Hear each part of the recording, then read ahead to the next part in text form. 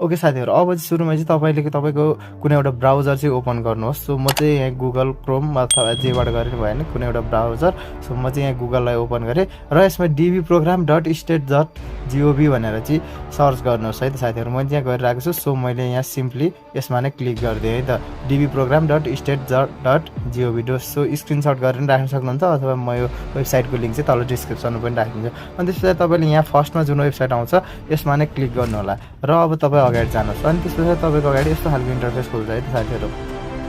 र अब यस्तो खालको इन्टरफेस खोलिसकेपछि तपाईले यो फोटो एक्जाम्पल्समा चाहिँ क्लिक गर्नुहोस्। अनि त्यसपछि फेरि तपाईको अगाडि चाहिँ यस्तो खालको इन्टरफेस हुन्छ र त्यसपछि स्क्रोल डाउन गर्दै जानु होला र अलरेडी हैव अ फोटो भनेर लेखेको देख्नुहुन्छ।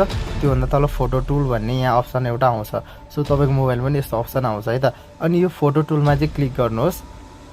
ओके साथीहरु, अनि त्यसपछि चाहिँ यस्तो खालको इन्टरफेस चाहिँ तपाईको अगाडि आउँछ र तपाईले यहाँ हेर्न सक्नुहुन्छ कि साइज एन्ड पोजिसन, कस्तो खालको पोजिसन र कस्तो खालको साइज हुनुपर्छ फोटोको, यहाँ सबै तपाईले हेर्न सक्नुहुन्छ है त। यस्तो खालको साइज एन्ड पोजिसन हुनु पर्यो।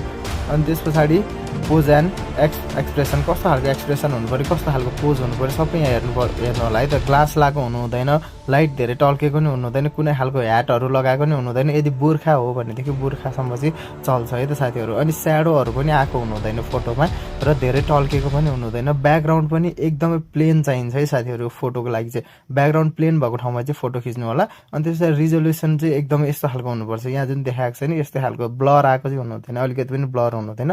सो अनि त्यसपछि तपाईको फेसमा पनि चाहिँ यस्तो खालको यसरी चाहिँ बसेको हुनुपर्छ। केही पनि यस्तो फेसलाई चाहिँ डिस्ट्र्याक्ट गरेको चाहिँ केही पनि यहाँनिर हुनु हुँदैन है त साथीहरु।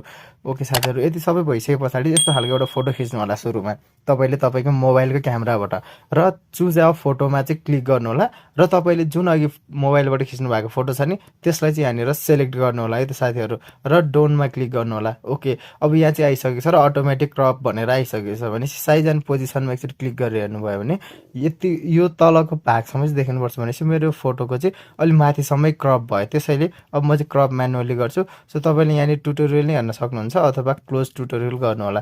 र यो ट्युटोरियलमा चाहिँ आँखामा राख्ने भन्छ हैन, तर तपाईले आँखामा राख्नु भयो भने यस्तो खालको हुन्छ के, ल हेर्न सक्नुहुन्छ हैन, धेरै क्रप हुन्छ क्या। जस कारणले गर्दाखेरि चाहिँ तपाईले यो फोटोको लागि चाहिँ कहाँनिर राख्दाखेरि चाहिँ ठिक हुन्छ त त्यो चाहिँ हेर्नु होला र त्यही अनुसार चाहिँ यो फोटोमा चाहिँ तपाईले क्रप गर्नु होला है त साथीहरु। यो आँखा चाहिँ त्यही अनुसार चाहिँ राखेर चाहिँ यहाँनिर मिलाउनु होला। ओके साथीहरु, अब चाहिँ हाम्रो फोटो चाहिँ यहाँनिर चाहिँ भइसकेको छ है त। अब त्यसपछि तपाईले एक्सेप्ट एन्ड प्रोसेसमा चाहिँ क्लिक गर्नु होला। यहाँ तपाईले जुन देखिराख्नु भएको छ यसमा चाहिँ क्लिक गर्नु होला। अनि त्यसपछि यस्तो खालको इन्टरफेस आउँछ। अनि त्यसपछि तपाईले अझै नि यो फोटो चित्त बुझेन भनेदेखि चुज न्यू फोटोमा गएर चाहिँ फेरि पनि फोटो चुज चाहिँ गर्न सक्नुहुन्छ है त साथीहरु। अनि त्यसपछि download image to your device भनेर यहाँ देख्न सक्नुहुन्छ। यसमा क्लिक गर्नु होला र डाउनलोडमा क्लिक गर्नु होला। यहाँ चाहिँ मेरो डाउनलोड अगाडि आएको चाहिँ मैले अघि पनि डाउनलोड गरेको थिएँ त्यही भएर। र अब यो फोटो चाहिँ सिधै तपाईको ग्यालरीमा नै आएर बस्छ जुन तपाईले यहाँनिर हेर्न सक्नुहुन्छ।